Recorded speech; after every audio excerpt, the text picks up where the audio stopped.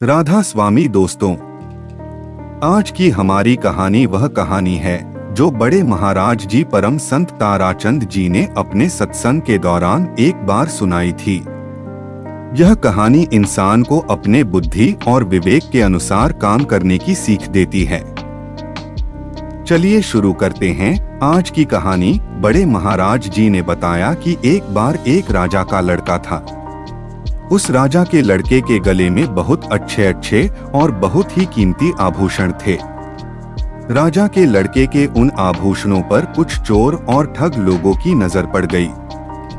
उन ठग कर लोगों ने सोचा कि अगर यह आभूषण हमें मिल जाए तो हमारी मौज हो जाएगी। जैसा कि ठग का काम होता है, वह अपना बनाकर दूसरे का धन हड़प लेता है।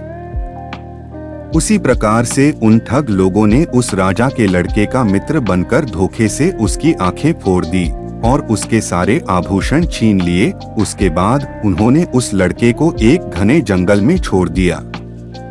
राजा का लड़का अंधा होने के कारण और भूख प्यास से बेहाल होने के कारण दर्द में इधर उधर भटकता है और रोता फिरता है और कहता है कि कोई मुझे अपने घर पहुंचा दो, कोई मुझे अपने घर पहुंचा दो।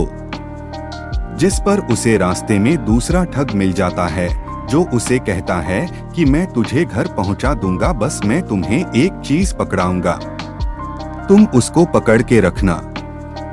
यह जहां भी जाए इसके पीछे पीछे रहना, इसको छोड़ना मत, चाहे कुछ भी हो जाए। तुम घर पहुंच जाओगे। और वह ठग उसे एक बैल की पूंछ पकड़ा देता है और बैल को डंडा मार देता है, जिससे वह बैल जंगल की झाड़ियों में भागता फिरता है और राजा के लड़के ने उसकी पूंछ पड़ी हुई होती है और वह उस बैल के साथ ही घसीटता हुआ चला जाता है, जिसकी उसकी मृत्यु हो जाती है। महाराज जी ने बताया कि वह राजा के लड़के हम हैं और हमारे पास हमारे जीवन और सांसों रूपी अमूल्य पूंजी है, जिस पर यह काम, क्रोध और माया जैसे ठगों की नजर रहती है।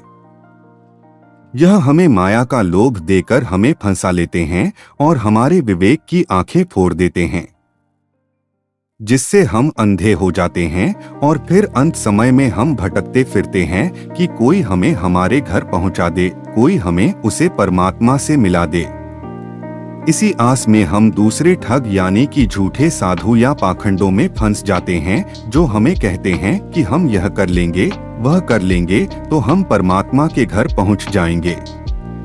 वह कहते हैं कि तुम यह काम करना छोड़ना नहीं तो तुम घर नहीं पहुंच पाओगे और हम इसी तरह भटक भटक कर मर जाते हैं।